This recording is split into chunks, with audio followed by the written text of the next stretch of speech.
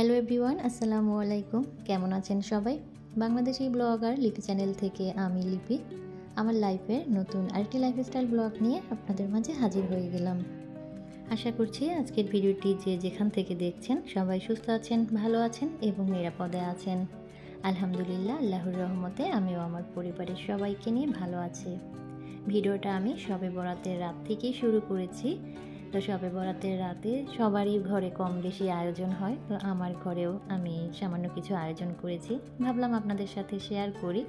তা আমি গরুর মাংস রান্না করব, সেজন্য আমি গরুর মাংসটাকে সব মশলা দিয়ে এখানে মাখিয়ে নিচ্ছি। আর আমি আদা, রসুন, জিরা এগুলো একদম পাটায় বেটে নিয়েছি, মাত্রই বেটে নিয়েছি। আর আমার ঘরে মাংস রান্না করলে আমি সবসময় মাংসটা মশলাটা সঙ্গে সঙ্গে বেটে তারপরে রান্না করার চেষ্টা করি। আমার ঘরে আমার হাজব্যান্ড, আমার বাচ্চা মাংস খেতে খুব বেশি পছন্দ করে, তাই আমি সবসময় চেষ্টা করি যখনই মাংস রান্না করি একটু যত্ন সহকারে স্পেশালভাবে রান্না করার।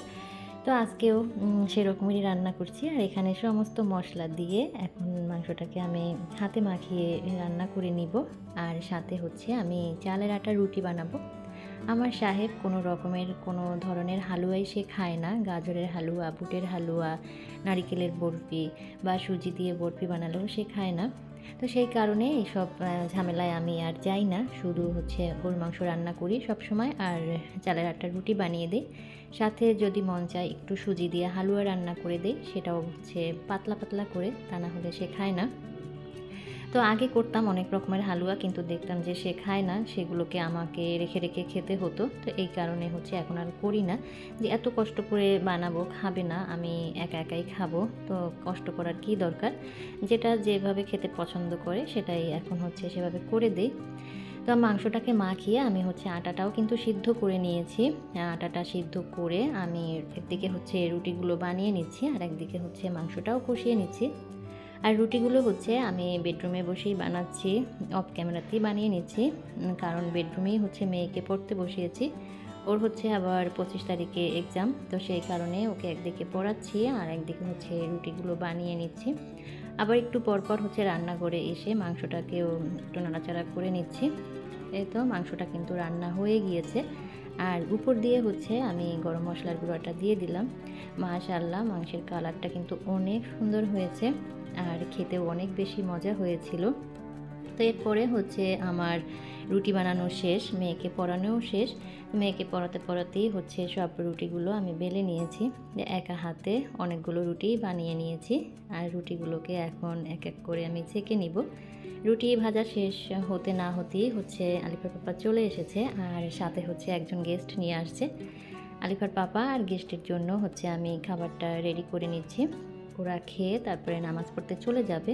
এরপরে আমরা খেয়ে নিব, আমি, আমার মেয়ে আর আমার ভাইস্তা আছে। তো খেয়ে দিয়ে এরপরে মা মেয়ে নামাজ পড়ব। তো এই তো ওদের খাবারটা আমি এখন দিয়ে দিব।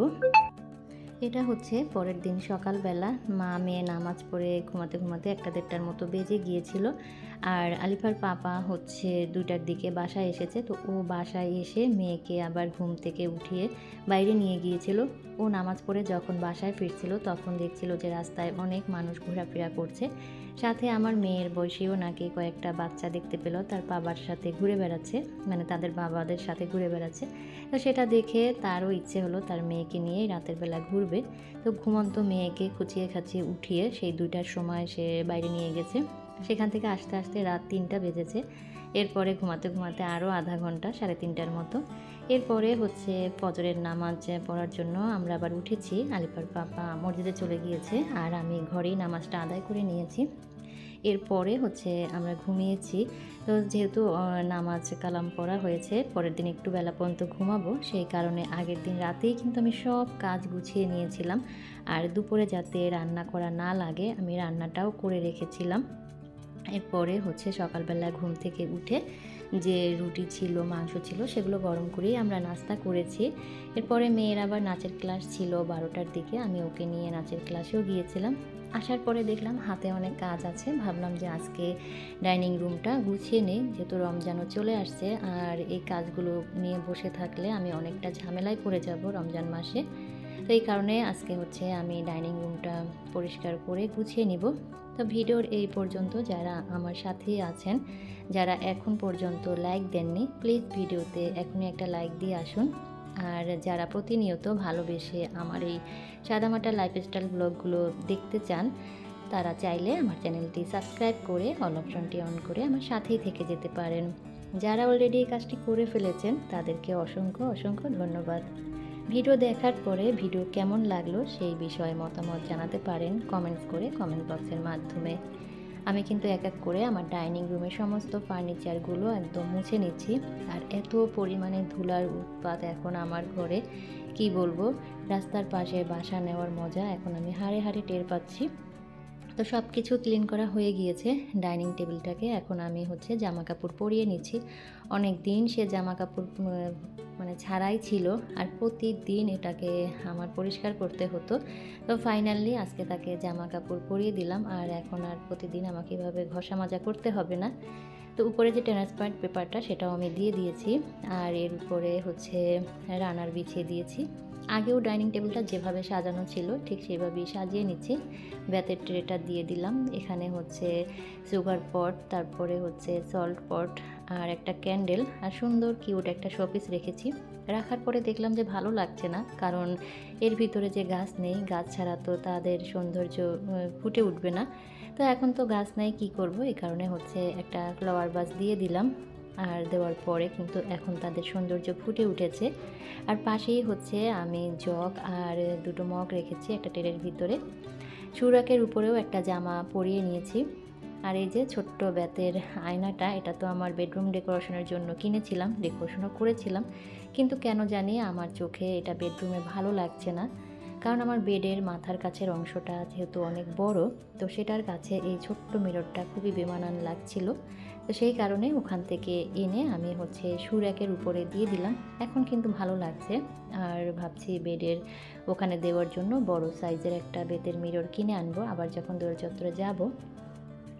তো সুরাকের উপরে হচ্ছে দুটো ফ্লাওয়ার ভাস দিয়ে দিলাম। ওই যে বললাম আমার কাছে এখন গাছ নেই, তো সেই কারণে সব কিছুই আমি আর্টিফিশিয়াল দিয়ে চালিয়ে নিচ্ছি, তো দেখতে যাতে ভালো লাগে। এরপরে হচ্ছে আমি ডিপ ফ্রিজের উপরের যে ওয়ালটা সেটা সাজিয়ে নিচ্ছি। আমার কাছে যে হেক্সাগন সেট ছিল 3টা, যেগুলো আমি হাতি বানিয়ে নিয়েছিলাম আইসক্রিমের কাঠি দিয়ে, তো সেগুলো দিয়ে দিলাম। আর এর ভিতরে ভাবছি ছোট ছোট আর্টিফিশিয়াল ফ্লাওয়ার ভাস পাওয়া যায়, সেগুলো এনে দিয়ে দিব, দিলে আরও ভালো লাগবে। আর নিচে হচ্ছে একটা মিরর দিয়ে দিলাম, যেটা আমি অনেক দিন আগে হচ্ছে কালার করে নিয়েছিলাম। তো ডিপ ফ্রিজের উপরের ওয়ালটা আমি সাজিয়ে নিয়েছি। আর ডিপ ফ্রিজের উপরে শুধু একটা ফ্লাওয়ার ভাস রাখবো, আর কিছুই রাখবো না, কারণ এটা খোলা পড়ে আর খুলতে গেলে খুব ঝামেলা হয় এর উপরে বেশি কিছু থাকলে। তো এই তো আমার ডাইনিং রুমের ফাইনাল লুক।